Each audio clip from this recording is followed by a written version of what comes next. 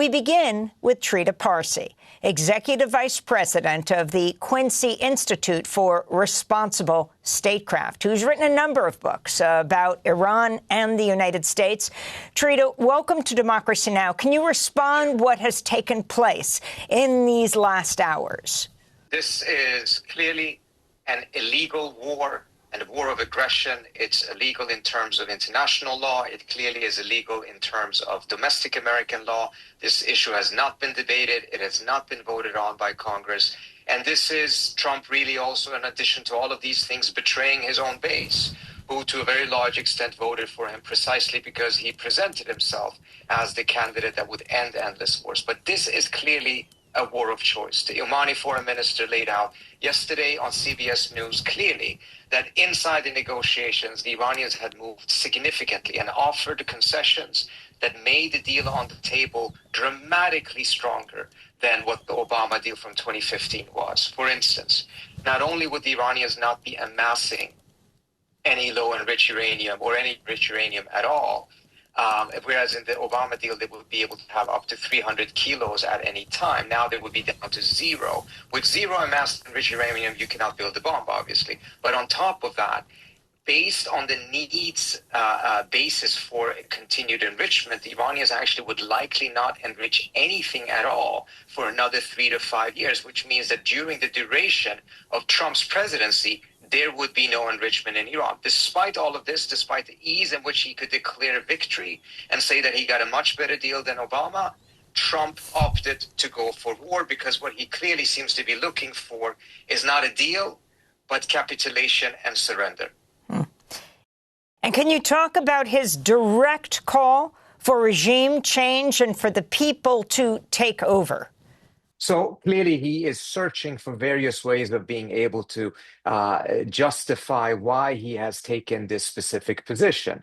He has, for instance, done everything from going back to history and claiming that, for 47 years, the United States had to deal with Iran in very many problematic ways. He's referring to IEDs that killed American soldiers in Iraq. He's referring to the suppression of the Iranian people, which it's difficult to believe that he actually cares about. He is searching for justifications of this. And I think that I find that very interesting because it's very clear based on that in my reading that he knows that he's going to have a very hard time actually selling this to his own base. The starting point is already extremely low, with no more than 20% of the American public supporting this. And in general, and amongst Republicans, it's not stronger than 35%, which is a very low level. Remember, when Bush went into Iraq in that illegal war, he had managed to lie enough to get the American people to support that war at 79%. The latest you have heard about the casualties in Iran and then also the hitting of the Gulf states, not to mention sending drones to Israel and hitting U.S. bases as well, Trita Parsi. As I had predicted back in August when I wrote this article for Foreign Policy, in the next war, the Iranians would likely strike back hard very early on instead of allowing what they did in the 12-day war, in which they were pacing their responses. This time around, they're trying to quickly inflict as much damage as possible on Israel, on the United States, but also on neighboring states that are hosting American bases, even if those bases are currently not being used by the United States. They're trying to expand the arena of the war, the theater of war, in order to make it as difficult as possible for the United States to continue this war.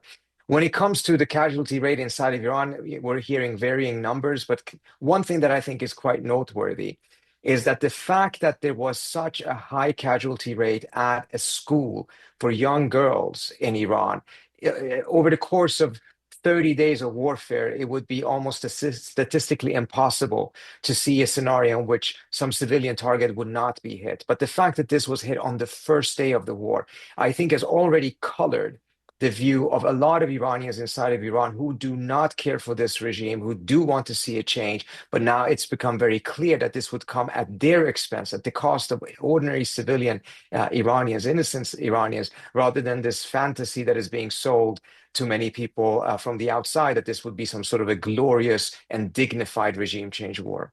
I know you have to go. The latest figures we have, and this is going to change through the time we post this online, Iranian Red Crescent Society saying 201 people killed, 747 wounded in Iran, Trita. That sounds plausible, although at the same time, I think at the end of the 12-day war in Iran, there were 1,000, roughly 100 killed over the course of 12 days. And for at least for the first day of this war, the intensity of these attacks have actually been far less than what it was during the June war. I suspect, however, that the United States is going to intensify the bombardment significantly tonight. I want to thank you, Trita Parsi, for joining us. Trita Parsi is Executive Vice President of the Quincy Institute for Responsible Statecraft.